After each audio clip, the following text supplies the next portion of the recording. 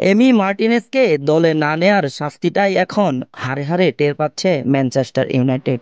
এই ছবিটা দেখেন, ম্যানচেস্টার ইউনাইটেডকে হারানোর পর লিগ টু এর ক্লাব গসবি টাউনের স্টেডিয়ামের অবস্থা।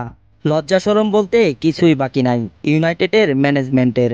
গোলপোস্টে এমন এক ওনানা যে না পারে রেগুলার ম্যাচে পারফর্ম করতে, না পারে পেনাল্টি সেভ দিতে, অথচ ট্রান্সফার উইন্ডোতে ভালো একটা কিপার পর্যন্ত আনলো না।